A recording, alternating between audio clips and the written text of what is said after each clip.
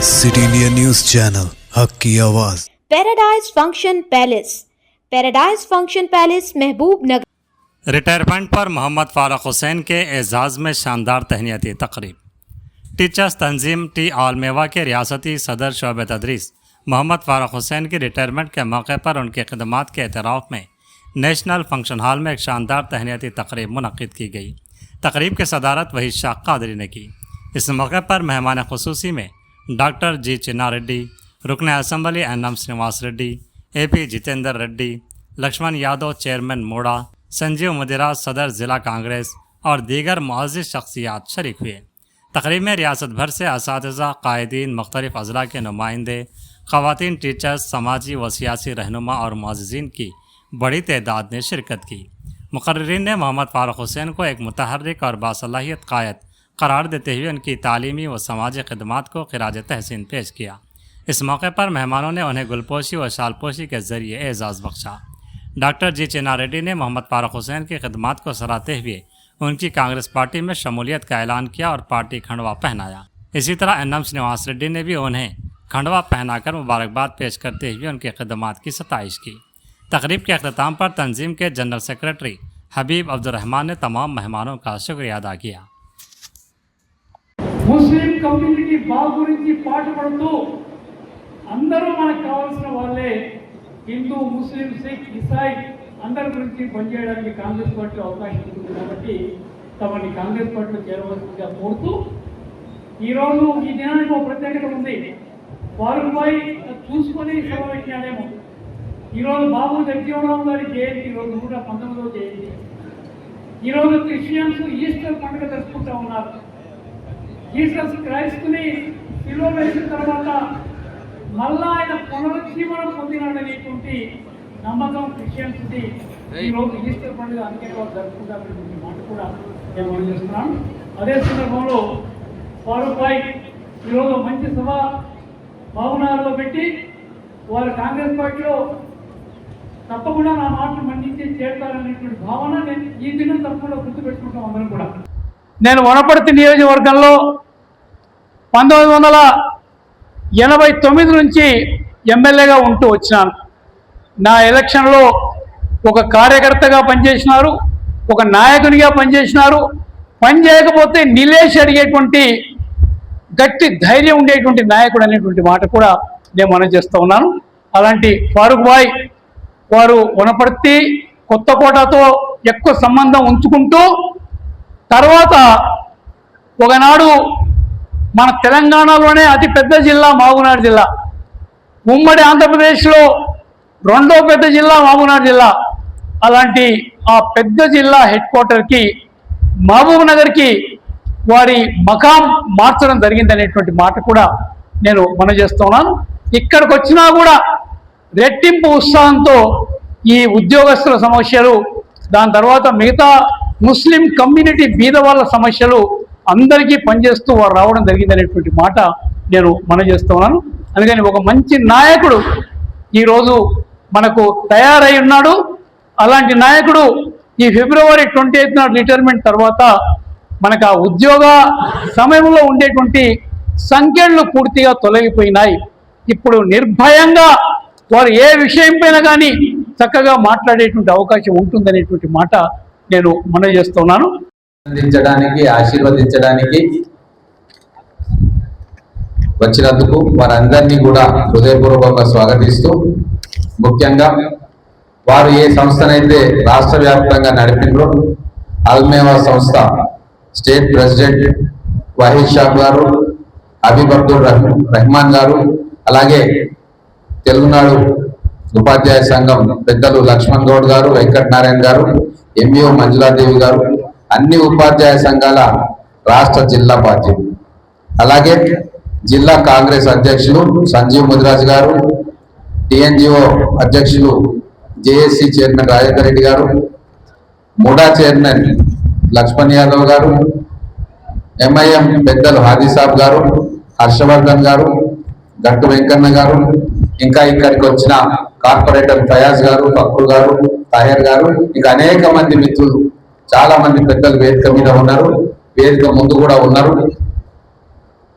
వారందరికీ కూడా పేరు పేరున నమస్కారం తెలియజేస్తూ, ఇక్కడ మా అక్కలు చెల్లెండ్లు కూడా పక్కన ఉన్నారు, వారికి కూడా నమస్కారాలు తెలియజేసుకుంటూ 2-3 విషయాలు నేను షేర్ చేసుకుంటాను. నాకంటే ఎక్కువ ఫరూక్ హుస్సేన్ గారి గురించి మీకు తెలుసు.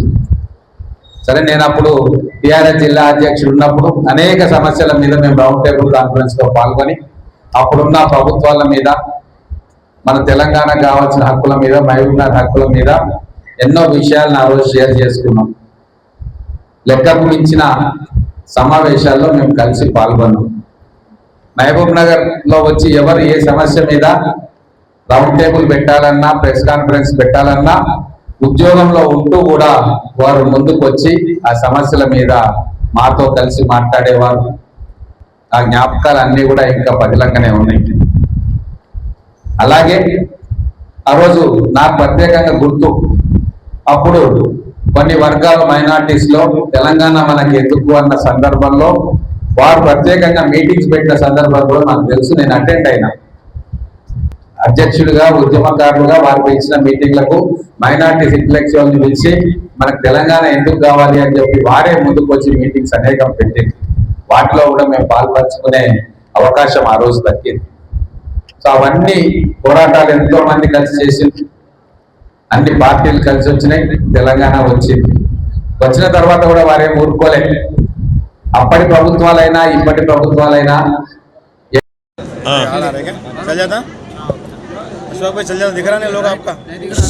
షేక్ ఫారూక్ హుస్సేన్ ఆల్మేవా రాష్ట్ర చైర్మన్గా పనిచేస్తున్నాను. గత 25 సంవత్సరాలుగా తెలంగాణ రాష్ట్రంలో ఉన్నటువంటి ఉద్యోగ ఉపాధ్యాయ కార్మిక వర్గాలే కాకుండా తెలంగాణ రాష్ట్రం ఏర్పాటు కాకముందు ఉమ్మడి ఆంధ్రప్రదేశ్లో కూడా ఆల్మేవాలో చాలా క్రియాశీలకంగా పనిచేసి రాష్ట్ర వ్యాప్తంగా ఉన్నటువంటి ఉద్యోగ ఉపాధ్యాయ కార్మిక వర్గాల సమస్యల పరిష్కారం కోసము నిరంతరం కృషి చేయడం జరిగింది. మరి తెలంగాణ రాష్ట్ర ఏర్పాటు తర్వాత తెలంగాణ రాష్ట్రంలో ఉన్నటువంటి ఉద్యోగ ఉపాధ్యాయుల సమస్యలను ఎక్కడికక్కడే పక్కన పెట్టేసి, అదేవిధంగా ముస్లింల సమస్యల పరిష్కారానికి అప్పటి బారాస ప్రభుత్వము, రాష్ట్ర ముఖ్యమంత్రి కల్వకుంట్ల చంద్రశేఖరరావు గారు తీసుకున్నటువంటి ముస్లిం ఉద్యోగ ఉపాధ్యాయ కార్మిక వర్గాల చర్యలకు వ్యతిరేకంగా ఉద్యమాన్ని చేపట్టి తెలంగాణ రాష్ట్రంలో ప్రభుత్వ మార్పుకు నాంది పలికాము. మరి నేను ఫిబ్రవరి 28వ తేదీన రిటైర్డ్ కావడం జరిగింది. తెలంగాణ ఆల్మేవా పక్షాన రాష్ట్ర వ్యాప్తంగా ఉన్నటువంటి ఉద్యోగ ఉపాధ్యాయులు, తెలుగునాడు ఉపాధ్యాయ సంఘం ఉద్యోగ ఉపాధ్యాయులు, నా బంధుమిత్రులు అధిక సంఖ్యలో ఈరోజు పాల్గొనడం జరిగింది. ఈ కార్యక్రమాన్ని ఆహ్వానించగా మాజీ పార్లమెంట్ సభ్యులు ఏపీ జితేందర్ రెడ్డి గారు, రాష్ట్ర ప్రణాళిక బోర్డు ఉపాధ్యక్షులు జిల్లెల చిన్నారెడ్డి గారు, అదేవిధంగా మహబూబ్నగర్ శాసన సభ్యులు ఎన్ఎం శ్రీనివాసరెడ్డి గారు పాల్గొనడం జరిగింది. వారితో పాటు డిసిసి అధ్యక్షులు పెద్దలు సంజీవ్ ముదిరాజ్ గారు, ముడా చైర్మన్ లక్ష్మణ్ యాదవ్ గారితో పాటు చాలామంది కాంగ్రెస్ కార్పొరేటర్లు పాల్గొనడం జరిగింది. ఈ సందర్భంగా రాష్ట్ర ప్రణాళిక బోర్డు ఉపాధ్యక్షులు జి చిన్నారెడ్డి గారి యొక్క కోరిక మేరకు ఈరోజు రాష్ట్రంలో ఉన్నటువంటి కాంగ్రెస్ పార్టీ చేపడుతున్నటువంటి సంక్షేమ కార్యక్రమాలను ఆకర్షితున్నాయి కాంగ్రెస్ పార్టీలో చేరడం జరిగింది. అనంతరం దీనికి ఎన్ఎం శ్రీనివాసరెడ్డి గారు కూడా ఆమోద ముద్ర వేసినందున వారికి ధన్యవాదాలు తెలియజేస్తూ, రానున్న రోజుల్లో ఫాసిస్టు కేంద్రంలో ఉన్నటువంటి భారతీయ జనతా పార్టీ ప్రభుత్వాన్ని గద్దె దించడమే ధ్యేయంగా దేశంలో ఉన్నటువంటి అణగారిన వర్గాల ఎస్సీ, ఎస్టీ, ఆదివాసీ, ముస్లింల హక్కుల పరిరక్షకుడు, గాంధీ వారసుడు, గాంధీ సిద్ధాంతాల వారసుడు రాహుల్ గాంధీ గారిని ప్రధానమంత్రి ధ్యేయంగా చేయడమే ధ్యేయంగా నేను పనిచేస్తానని, ఇందులో ఉమ్మడి మహబూబ్నగర్ జిల్లా ఉన్నటువంటి ప్రజలందరూ కూడా నాకు సహకరించాలని ఈ సందర్భంగా మీ ద్వారా ఉమ్మడి మహబూబ్నగర్ జిల్లా ప్రజలకు తెలియజేస్తున్నాను. మీరు విద్యావంతులు, కాంగ్రెస్ పార్టీ ఏదైనా పదవి ఇస్తే మీరు దాన్ని స్వీకరిస్తారా? ప్రజలకు ఉపయోగకరమైన, ప్రధానంగా ఎస్సీ, ఎస్టీ, బీసీ, ముస్లింలకు ఉపయోగకరమైనటువంటి ఏ పదవి వచ్చినా దానిని ప్రజల ఉపయోగార్థమే నేను తీసుకుంటాను తప్ప దాన్ని ఎట్టి పరిస్థితిలో వ్యక్తిగత స్వార్థ ప్రయోజనాల కొరకు నేను వాడుకోనని నా యొక్క 37 ఏళ్ల సర్వీస్లో 25 ఏళ్ళు ఉద్యోగ సంఘ నాయకుడిగా సంవత్సరంలో ఉన్నటువంటి 22 సెలవులు ఏనాడు కూడా నా వ్యక్తిగతంగా ఉపయోగించకుండా సంఘ శ్రేయస్సు కొరకు ఉపయోగించాను. కాబట్టి ఇప్పుడు 365 రోజులు సంవత్సరంలో ప్రజా సంక్షేమ ధ్యేయంగా పనిచేస్తానని తెలియజేస్తాను.